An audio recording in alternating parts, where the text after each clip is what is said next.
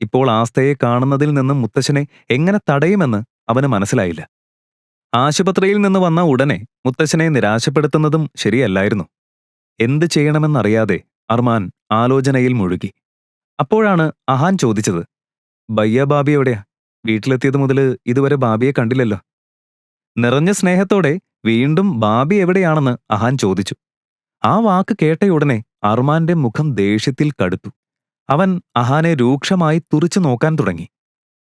അർമാനെ തന്നെ നോക്കി നിൽക്കുന്ന അഹാനെ കണ്ടപ്പോൾ അർമാൻ ഒന്ന് മുഖം ചുളിച്ചു. അത് ശ്രദ്ധിച്ച അഹാൻ പെട്ടെന്ന് പേടിച്ച് നോട്ടം മാറ്റി. അപ്പോഴാണ് ധ്രുവ് ശബ്ദമുയർത്തി ചോദിച്ചത്, "അർമാൻ ബായ്, ബായ് എവിടെയാ?" അർമാൻ കടുപ്പമുള്ള ശബ്ദത്തിൽ പറഞ്ഞു, "വാതിൽക്കൽ നിന്ന് ഓരോ മണ്ടൻ ചോദ്യങ്ങൾ ചോദിച്ചു നിൽക്കണ്ട. നിങ്ങൾ ഇപ്പോഴല്ലേ മുത്തച്ഛനെ ഹോസ്പിറ്റലിൽ നിന്ന് കൊണ്ടുവന്നത്? ആദ്യം അദ്ദേഹത്തെ ഈ സോഫയിൽ ഇരുത്ത്. ഞാൻ പോയി അവളെ വിളിച്ചുകൊണ്ട് വരാം." അതും പറഞ്ഞ് അർമാൻ നീണ്ട ചുവടുകളോടെ തന്റെ റൂമിലേക്ക് നടന്നു. അർമാൻ പോയതും മുത്തച്ഛൻ ആശങ്കയോടെ 4 പേരെയും നോക്കി പറഞ്ഞു, "ഞാൻ ആ നാടകം കളിച്ചില്ലായിരുന്നെങ്കിൽ ഇപ്പോഴേക്കും ആസ്തയെ ഈ വീട്ടിൽ നിന്ന് പുറത്താക്കിയേനെ. അർമാന്റെ ശിക്ഷയിൽ നിന്ന് അവളെ രക്ഷിക്കാനായാണ് ഞാൻ ഇത്രയും നാടകം കളിച്ചത്. അന്ന് ആ സാഹചര്യത്തിൽ നിന്ന് രക്ഷപ്പെടാൻ എനിക്ക് ഹാർട്ട് അറ്റാക്ക് വന്നതുപോലെ അഭിനയിക്കുകയല്ലാതെ വേറെ വഴിയില്ലായിരുന്നു."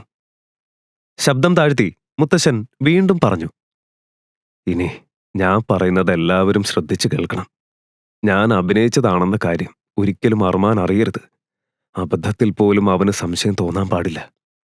ആസ്ത അർമാന്റെ മനസ്സിലൊരു സ്ഥാനം നേടുന്നതുവരെ എനിക്ക് ഈ അഭിനയം തുടർന്നേ പറ്റൂ. എല്ലാവർക്കും മനസ്സിലായല്ലോ?" ഇത് കേട്ട ധ്രുവ് അതിശയത്തോടെ പറഞ്ഞു, "മുത്തശ്ശ, ഒരു നിമിഷത്തേക്ക് ഞാനും ഞെട്ടിപ്പോയി. നിങ്ങളുടെ അവസ്ഥ കണ്ടപ്പോൾ ശരിക്കും ഹാർട്ട് അറ്റാക്ക് വന്നെന്ന് തന്നെയാണ് ഞാൻ കരുതിയത്. പക്ഷെ നിങ്ങളും അസാധ്യ ആക്ടറാണല്ലോ. എന്തൊരു പെർഫോമൻസ് ആയിരുന്നു. അഹാനെപ്പോലെയുള്ള താൻ വലിയ ആക്ടറാണെന്ന് കരുതുന്നവന് പോലും മനസ്സിലായില്ല. പിന്നെ അർമാൻ ഭായിക്ക് എങ്ങനെ മനസ്സിലാവും? എന്നാലും ഞങ്ങളുടെ കൂട്ടത്തിൽ ഏറ്റവും സൂക്ഷ്മമായി എല്ലാം ശ്രദ്ധിക്കുന്ന ആളാണ് അർമാൻ ഭായ്. അതുകൊണ്ട് അദ്ദേഹത്തിന്റെ മുന്നിൽ കുറച്ച് കൂടുതൽ ശ്രദ്ധിക്കണം. മരുന്നും കൃത്യമായി കഴിക്കണം. പക്ഷെ ടെൻഷൻ വേണ്ട. നിങ്ങളുടെ എല്ലാ മരുന്നിനും പകരം ഞാൻ കാൽഷ്യം ടാബ്ലറ്റ്സ് വെച്ചിട്ടുണ്ട്. അതുകൊണ്ട് അർമാൻ ഭായിയുടെ മുന്നിൽ വെച്ച് തന്നെ മരുന്ന് കഴിച്ചാലും ഒരു സംശയവും തോന്നില്ല." അതും പറഞ്ഞ് ധ്രുവ് ഒന്ന് ചിരിച്ചു. അപ്പോഴേക്കും എല്ലാവരും ഹാളിൽ ഇരുന്നിരുന്നു. കുറച്ചുനേരം ആലോചിച്ച ശേഷം ആകാശ് പറഞ്ഞു, "അർമാൻ ഭായ് മുകളിലേക്ക് പോയിട്ട് കുറെ നേരമായല്ലോ. ഇതുവരെ എന്താ ആസ്ത ബാബിയെ താഴേക്ക് കൊണ്ടുവരാത്തത്?" ആശങ്കയോടെ മുത്തശ്ശൻ പറഞ്ഞു, "എനിക്ക് ആസ്തയെ ഓർത്ത് വലിയ പേടിയാ. അർമാന്റെ കൂടെ അവളെ ഒറ്റയ്ക്ക് വിട്ടത് തന്നെ വലിയൊരു റിസ്ക് ആയിരുന്നു. ഇപ്പോ അവൻ അവളെ ഭീഷണിപ്പെടുത്തിയോ പേടിപ്പെടുത്തിയോ എന്നാണ് എന്റെ പേടി." ധ്രുവ് തല കുലുക്കിക്കൊണ്ട് പറഞ്ഞു, "ഇല്ല മുത്തശ്ശ, നിങ്ങൾ പറഞ്ഞതുപോലെ തന്നെ നിങ്ങളുടെ സന്തോഷം ആസ്ത ബാബയെ ആശ്രയിച്ചാണെന്ന് ഞാൻ അർമാൻ ഭായിയെ വിശ്വസിപ്പിച്ചിട്ടുണ്ട്. അതുകൊണ്ട് ഇപ്പോ അവൻ അവളെ ഒന്നും ചെയ്യില്ല. ഇപ്പോ ഇതെല്ലാം അഭിനയമാണെങ്കിലും ഇങ്ങനെയുള്ള കാര്യങ്ങൾ എങ്ങനെയാണെന്ന് നിങ്ങൾക്കറിയാലോ. ഒരുമിച്ച് കൂടുതൽ സമയം ചെലവഴിക്കാൻ തുടങ്ങുമ്പോൾ പതിയെ പതിയെ അവര് പ്രണയത്തിലാകും. അങ്ങനെ സംഭവിച്ച അർമാൻ ഭായി ഒരിക്കലും ആസ്ത ബാബിയെ തന്റെ ജീവിതത്തിൽ നിന്ന് പോകാൻ അനുവദിക്കില്ല." ധ്രുവിനെ പ്രശംസിച്ചുകൊണ്ട് സുസ്മിത് പറഞ്ഞു, "സത്യത്തിൽ നീ അതൊക്കെ പറഞ്ഞപ്പോ അർമാൻ ഭായി ഇപ്പൊ തന്നെ നിന്നെ കഴുത്തിന് പിടിച്ച് കൊല്ലുമെന്ന് തന്നെയാ ഞാൻ കരുതിയത്. പക്ഷെ എങ്ങനെയോ നീ രക്ഷപ്പെട്ടു. അതും മുത്തശ്ശൻ ഉണ്ടായിരുന്നതുകൊണ്ട് മാത്രം."